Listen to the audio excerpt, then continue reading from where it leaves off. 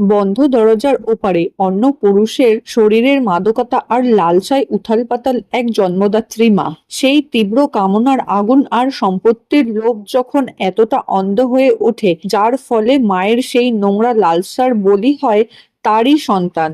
শহরের এক নিরিবিলি অথচ অত্যন্ত অভিজাত এলাকায় দাঁড়িয়ে আছে বিলাস এক দোতলা বাংলো বাড়ি, যার নাম নীলাঞ্জনা।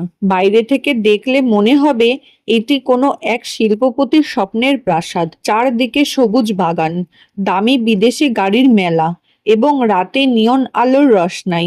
এই বাড়ির মালিক সুবিমল বাবু, শহরের একজন প্রথম সারির ব্যবসায়ী, এবং তার স্ত্রী সুনিতা দেবী এক নামী বনেদি পরিবারের সন্তান।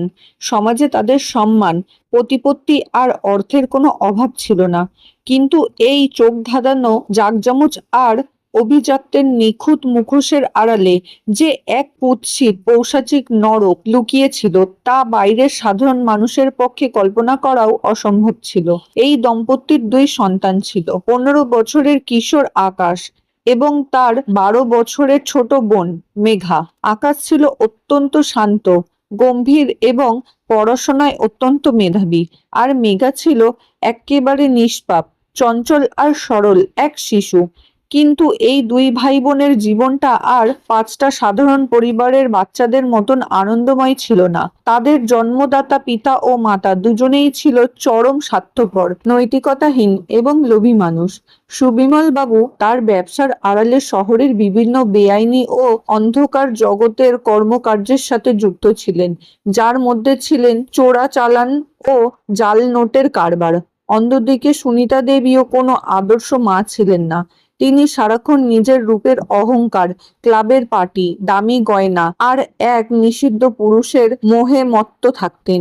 টাকা আর ক্ষমতার তীব্র অহংকারে অন্ধ এই বাবা মা নিজেদের সন্তানদের কখনো মন থেকে ভালোবাসেননি, বরং সন্তান দুটোকে নিজেদের বিলাসবহুল জীবনের পথে এক প্রকার বড় বোঝা বলে মনে করতেন। সুবিমল বাবু প্রায়ই রাতে চরম মদ্যপ অবস্থায় বাড়ি ফিরে সুনিতা দেবীর সাথে তুমুল চেঁচামেচি ও ঝগড়া করতেন। সেই ঝগড়া মাঝে মধ্যে এতই ভয়ঙ্কর রূপ নিত যে ড্রয়িং রুমের দামি দামি কাচের শোপিস ভেঙে চুরমার হয়ে যেত এবং দুজনের মধ্যে হাতাহাতি পর্যন্ত চলতো। কিন্তু তার চেয়েও এক ভয়ঙ্কর এবং নোংরা খেলা চলতো সেই বাড়ির বন্ধ দরজার ওপারে। সুনিতা দেবী নিজের ঘরে প্রায়ই রাজীব নামের এক সুদর্শন অথচ ধূর্ত যুবকের সাথে ঘন্টার পর ঘন্টা সময় কাটাতেন, যাকে তিনি লোক সমাজে নিজের ব্যবসার পার্টনার বলে পরিচয় দিতেন। রাজীব যখনই দামি সুগন্ধি মেখে সিল্কের শার্ট পরে এই বাড়িতে আসতো, সুবিমল বাবু তখন ইচ্ছাকৃতভাবেই বাড়ি থেকে বাইরে চলে যেতেন, অথবা নিজের পার্সোনাল বারে মদের বোতল নিয়ে একলা বসে থাকতেন। তিতলি আর আকাশ নিজেদের শোয়ার ঘর থেকে স্পষ্ট শুনতে পেত ড্রয়িং রুম আর মায়ের ঘরের বন্ধ দরজার ওপার থেকে ভেসে আসা সেই নিষিদ্ধ আনন্দের খিলখিল হাসি। সুনিতা দেবী আর রাজীবের মধ্যে এক তীব্র পরোক্ষ শারীরিক ও মানসিক আকর্ষণের খেলা চলত।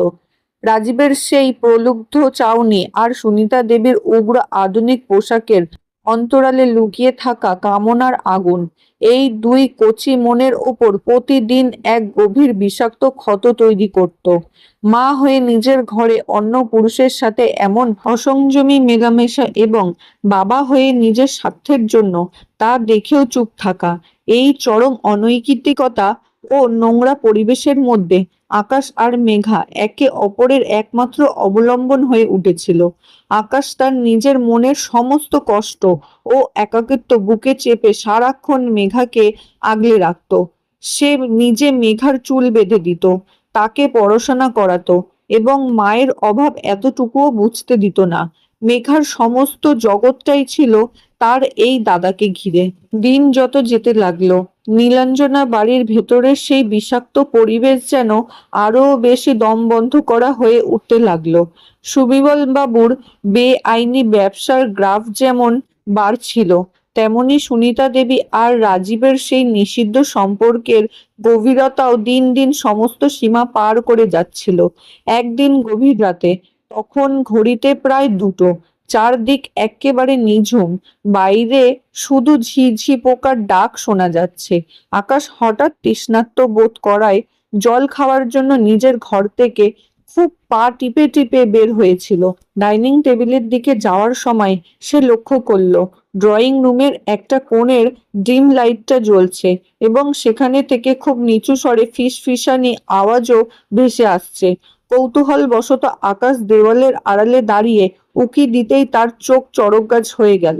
সে দেখল ডাইনিং টেবিলে মুখোমুখি বসে আছেন সুবিমল বাবু, সুনিতা দেবী আর সেই রাজীব। রাজীবের একটা হাত সুনিতা দেবীর হাতের ওপর রাখা ছিল এবং সুনিতা দেবীর চোখে মুখে এক অদ্ভুত প্রলুব্ধকর মায়াবী লালসার হাসি খেলা করছিল। কিন্তু তাদের সেই শরীরের মোহের আড়ালে যে চক্রান্তটা চলছিল তা শুনে আকাশের গায়ের লোম খাড়া হয়ে গেল। সুবিমল বাবু মদের গ্লাসে চুমুক দিয়ে রাজীবের দিকে তাকিয়ে অত্যন্ত ঠান্ডা গলায় বললেন, এই নীলাঞ্জনা বাড়িটা আর আমাদের জয়েন্ট অ্যাকাউন্টে যে কোটি কোটি টাকা আছে তা যদি আমরা একেবারে পেতে চাই তবে আকাশ আর মেঘাকে এই পথ থেকে চিরতরে সরাতে হবে। আমাদের এই সব চোরাচালানের ব্যবসার কথা আকাশ ইদানিং অনেক কিছু জেনে ফেলেছে। ও যদি কোনোভাবে পুলিশ বা স্কুলের কাউকে বলে দেয় তবে আমাদের এই অভিজাত্য আর ব্যবসা সব এক নিমেষে ধূলিসাৎ হয়ে যাবে। সুনিতা দেবীর নিজের শাড়ির আঁচলটা সামান্য ঠিক করতে করতে রাজীবের বুকের নিজের মাথাটা আলতো করে হেলিয়ে দিয়ে বললেন, হ্যাঁ সুমিমল, তুমি একদম ঠিক কথা বলেছ। আর তাছাড়া রাজীবের সাথে আমি এই নোংরা সমাজ ছেড়ে অন্য কোথাও নতুন করে সংসার পাততে চাই। এই দুটো উপদ্রব বেঁচে থাকলে আমরা শান্তিতে এই বিলাস সম্পত্তি ভোগ করতে পারবো না। আমি আমাদের ফ্যামিলি ডাক্তারকে হাত করে এমন কিছু নিষিদ্ধ আর কড়া কেমিক্যাল আনিয়েছি যা রোজ ওদের খাবারের সাথে অল্প অল্প করে মিশিয়ে দিলেই কয়েকদিনের মধ্যে লিভার ও কিডনি ফেল হয়ে যাবে, ওরা মারা যাবে। বাইরের কেউ এমনকি পুলিশও কোনোদিন সন্দেহ করতে পারবে না। সবাই ভাববে কোনো ফুড পয়জনিং বা অসুখে মারা গেছে। নিজের জন্মদাত্রী মা আর বাবার মুখে নিজেদের এই সন্তানকে এভাবে তিলে তিলে বিষ খাইয়ে মেরে ফেলার পৈশাচিক পরিকল্পনা শুনে আকাশের পুরো শরীর ভয়ে, ঘৃণায় আর অপমানে একেবারে অবশ হয়ে গেল। সে বুঝতে পারল এই রাজপ্রাসাদের মতন বাড়িতে তাদের প্রাণ আর একটা মুহূর্তের জন্যও নিরাপদ নয়। মায়ের শরীরের সেই নিষিদ্ধ টান আজ তাদের দুজনকে খুনিতে পরিণত করছে। আকাশ সেই রাতেই কোনো মতে নিজের ঘরে ফিরে এলো এবং বিছানায় শুয়ে থাকা মেঘাকে এক চরম আতঙ্কে বুকের মধ্যে শক্ত করে জড়িয়ে ধরল। তার চোখ দিয়ে তখন টপ টপ করে নোনা জল গড়িয়ে পড়ছিল। মেঘা হঠাৎ দাদার এই শক্ত বাঁধনে জেগে গেল এবং নিজের কচি হাত দিয়ে দাদার চোখের জল মুছে দিয়ে খুব মিষ্টি করে বলল, কি হয়েছে দাদা, তুমি কাঁদছো কেন? বাবা মা কি আবার নিজেদের মধ্যে খুব ঝগড়া করছে? তুমি ভয় পেও না দাদা, আমি তো তোমার কাছেই আছি। আকাশ নিজের ভেতরের সেই তীব্র কান্না আর হাহাকারকে কোনো মতে চেপে ধরে মেঘার মাথায় হাত বুলিয়ে শান্ত গলায় বলল, কিছু হয়নি রে আমার পুচকে বোন, তুই শুধু মনে রাখিস এই দুনিয়ায় তোর এই দাদা তোকে সবচেয়ে বেশি ভালোবাসে। আমি বেঁচে থাকতে তোর গায়ে একটা আঁচড়ও কেউ কাটতে পারবে না। পরদিন সকাল হতেই সুনিতা দেবী তার সেই পৈশাচিক পরিকল্পনার প্রথম ধাপ শুরু করলেন। তিনি মুখে এক অদ্ভুত ও কৃত্রিম স্নেহের অভিনয় মেখে নিজের হাতে দুটো দুধের গ্লাস নিয়ে দুই ভাই বোনের ঘরের ভেতরে ঢুকলেন। তিনি খুব আদর করে বললেন, নে আকাশ, নে মেঘা, এই স্পেশাল দুধটা চটপট খেয়ে নে তোরা, শরীর ভালো থাকবে। কিন্তু আকাশের তীক্ষ্ণ চোখ এড়াতে পারল না যে সেই দুধের গ্লাসের একেবারে নিচে এক হালকা সাদা রঙের গুঁড়ো কেমিক্যাল থিতিয়ে আছে। সে খুব ভালো করেই জানতো এই দুধের প্রতিটা ফোঁটায় লুকিয়ে আছে তাদের মৃত্যুর নীল নকশা। মা যখন আলমারি থেকে জামা কাপড় বের করার জন্য অন্যদিকে ঘুরলেন, আকাশ এক সেকেন্ড দেরি করলো না। খুব চতুরের সাথে জানালা দিয়ে সেই বিষাক্ত দুধের গ্লাস দুটো বাইরে বাগানের মাটিতে ফেলে দিল এবং মেঘার ঠোঁটে আঙুল দিয়ে ইশারা সম্পূর্ণ চুপ করে থাকতে বলল। প্রতিদিন এভাবেই আকাশ নিজেদের সাধারণ বুদ্ধিমত্তা আর সাহসের জোরে মায়ের দেওয়া প্রতি বেলার বিষাক্ত খাবার, জুস আর দুধ খুব সাবধানে বাথরুমে বা জানালা দিয়ে বাইরে লুকিয়ে ফেলে দিত। কিন্তু খাবার না খেলে মেঘা তো বাঁচবে না। তাই আকাশ নিজের টিফিনের আর জমানো হাত খরচের প্রতিটা পয়সা বাঁচিয়ে স্কুল থেকে ফেরার পথে মেঘার জন্য কেক, বিস্কুট আর ফল কিনে এনে ঘরের কোণে লুকিয়ে রাখতো এবং মাঝরাতে মেঘাকে খাইয়ে দিত। মেঘা প্রথমে বুঝতে না পারলেও দাদার এই অদ্ভুত আচরণ দেখে সেও চুপচাপ দাদার কথা মতো চলতো। কিন্তু এভাবে এক অদৃশ্য শত্রুর সাথে লড়াই করে কতদিন আড়ালে থাকা সম্ভব ছিল? সুবিমল বাবু আর সুনিতা দেবী খুব গম্ভীরভাবে লক্ষ্য করলেন যে 1 সপ্তাহ কেটে যাওয়ার পরও ছেলে মেয়ের শরীরের কোনো ধরনের অসুস্থতা বা দুর্বলতার লক্ষণ দেখা যাচ্ছে না। তারা দুজনেই অত্যন্ত ক্ষুব্ধ ও সন্দিহান হয়ে উঠলেন। রাজীবও তাদের বাড়িতে এসে বলতে লাগলো যে আকাশ নিশ্চয়ই সবটা ধরে ফেলেছে এবং তাদের খাবারের বিষ দেওয়ার পরিকল্পনা পুরোপুরি ব্যর্থ হয়েছে। লোভ আর কামনার আগুনে অন্ধ এই 3 শয়তান এবার আরো বেশি হিংস্র পথ বেছে নেওয়ার সিদ্ধান্ত নিল। সেদিন ছিল এক ভয়ঙ্কর মেঘলা দিন। সকাল থেকেই আকাশ কালো করে মেঘ ডেকে যাচ্ছিল এবং সন্ধ্যার পর থেকেই শহরের বুকে নেমে এলো এক প্রলয়করী ঝড় বৃষ্টি। মুষলধারে বৃষ্টি পড়ছিল আর তার সাথে ছিল কান ফাটা বজ্রপাত। নীলাঞ্জনা বাড়ির চারপাশটা আজ অন্য দিনের চেয়েও অনেক বেশি নিঝুম আর থমথমে লাগছিল। ড্রয়িং রুমে বসে সুবিমল বাবু, সুনিতা দেবী আর রাজীব এই 3জন মিলে এক দামি মদের আসর জমিয়েছিল। মদের তীব্র নেশা আর সুনিতা দেবীর রূপের মোহে অন্ধ হয়ে রাজীব সুবিমল বাবুকে উস্কানি দিয়ে বলতে লাগলো, সুবিমল, ওই পুচকে ছেলে আকাশ আমাদের সব চক্রান্ত জেনে গেছে। ও যদি কোনোদিন মুখ খোলে তবে আমাদের এই নিষিদ্ধ সম্পর্ক, ব্যবসা আর এই কোটি কোটি টাকার সম্পত্তি সব এক নিমেষে ধূলিসাৎ হয়ে যাবে। আজ এই ঝড় বৃষ্টির রাতে চারদিকে কেউ কোথাও নেই, চিৎকার করলেও কেউ শুনতে পারবে না। আজ রাতেই এই সুযোগ হাতছাড়া করো না, ওদের চিরতরে শেষ করে দাও। সুবিমল বাবু মদের ঘোরে টেবিল থেকে একটা ভারী লোহার রড তুলে নিলেন এবং সুনিতা দেবী এক পৈশাচিক ও পিশাচি হাসিতে সায় দিয়ে রাজীবের হাতটা নিজের শরীরের সাথে শক্ত করে চেপে ধরলেন। 3জনেই পা টিপে টিপে সিঁড়ি দিয়ে বেয়ে ওপরে আকাশ আর মেঘের ঘরের দিকে এগিয়ে যেতে লাগলেন। ঘরের ভেতরে আকাশ তখন মেঘাকে জড়িয়ে ঘরে ঘুমানোর চেষ্টা করছিল, কিন্তু তার মনের ভেতরে ষষ্ঠ ইন্দ্রিয় তাকে বারবার বলছিল, যা আজ রাতে কোনো এক বড় বিপদ ঘটতে চলেছে। হঠাৎ করেই তাদের ঘরের দরজাটা এক সজোরে লাথি মেরে খুলে ফেললো। মেঘা চমকে উঠে চিৎকার করে বসলো। আকাশ দেখলো দোরগোড়ায় দাঁড়িয়ে আছেন তার নিজের জন্মদাতা বাবা ও মা, যাদের চোখে কোনো পিতৃত্ব স্নেহ বা মাতৃত্ব স্নেহ নেই।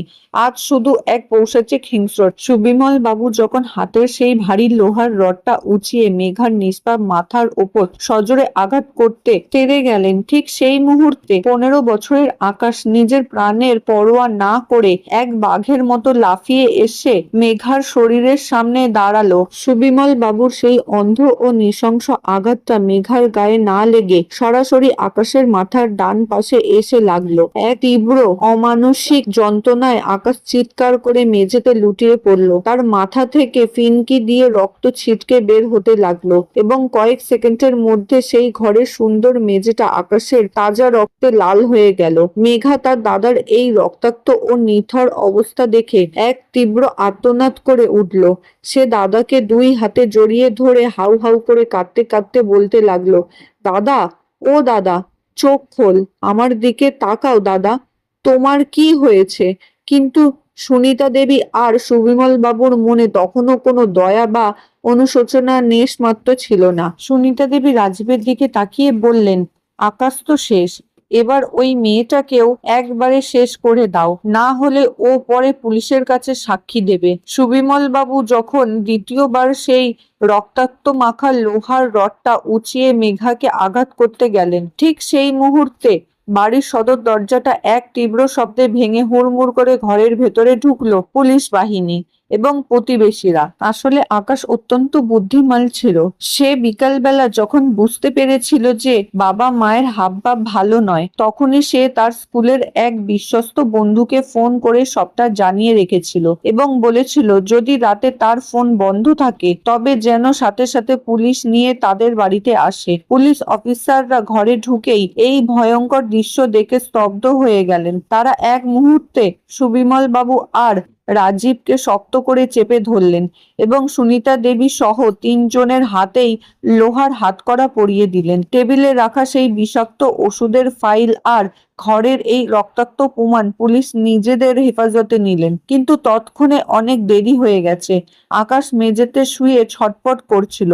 তার জীবনের প্রদীপ তখন একেবারে শেষ পর্যায়ে। সে খুব কষ্ট করে শেষবারের মতো নিজের ভারী চোখ দুটো মেলে মেঘার দিকে তাকালো। তার মুখ থেকে তখনও অনবরত রক্ত ঝরছিল, কিন্তু তার চোখে আজ কোনো ভয় ছিল না। ছিল নিজের বোনকে এই নরক থেকে বাঁচাতে পারার এক মরম তৃপ্তি ও শান্তি। সে খুব ধীর ও কাঁপা কাঁপা গলায় বলতে লাগলো, মেঘা, কাঁদিস না বোন। দেখ, শয়তানগুলো ধরা পড়ে গেছে। তুই এবার থেকে খুব ভালো থাকিস। তোর এই দাদা তোকে খুব ভালোবাসে। কথাটি শেষ করার আগেই আকাশের হাতটা চিরতরে নিথর হয়ে মেঝেতে খসে পড়ল। তার সেই নিঃস্বার্থ ভালোবাসার পবিত্র শরীরটা এক নিমেষে এক বরফ শীতল লাশে পরিণত হলো। মেঘা দাদার বুকের ওপর নিজের মুখটা গুজে দিয়ে এমন এক আর্তনাদ করে কেঁদে উঠল, যার গভীর বেদনা সেই রাতের ভয়ঙ্কর ঝড় বৃষ্টির শব্দকেও এক নিমেষে হার মানিয়ে দিচ্ছিল। আকাশের সেই নিথর শরীরটা যখন পুলিশ ময়না তদন্তের জন্য স্ট্রেচারে করে নিয়ে যাচ্ছিল, তখন মেঘার কান্না দেখে উপস্থিত পাড়ার প্রতিবেশীরাও চোখ ফেটে জল চলে এসেছিল। সমাজের বুকে এত বড় নামী ব্যবসায়ী সুবিমল বাবু আর তার তথাকালীন অভিজাত স্ত্রী সুনিতা দেবীর আসল কুৎসিত কামনাসক্ত রূপটা সেদিন পুরো শহরের সামনে এক লহময় প্রকাশ পেয়েছিল। অন্য পুরুষের রূপ আর শরীরের অন্ধ লালসা এবং অগাধ সম্পত্তির লোভ যে নিজের গর্ভজাত সন্তানদের প্রতি একটা মাকে এতটা পৈশাচিক ও খুনি করে তুলতে পারে, তা ভেবে মানুষের সমাজকে নিয়ে ছি ছি করতে লাগলো। ফাস্ট ট্র্যাক কোর্টের বিচারে সুবিমল বাবু, সুনিতা দেবী এবং রাজবীর বিরুদ্ধে খুনের স্পষ্ট ও আটক মামলা পরিণতি হলো এবং আইন তাদের আজীবন সশ্রম কারাদণ্ডের সাজা শুনিয়ে জেলের অন্ধকার কোঠরেতে পাঠিয়ে দিল।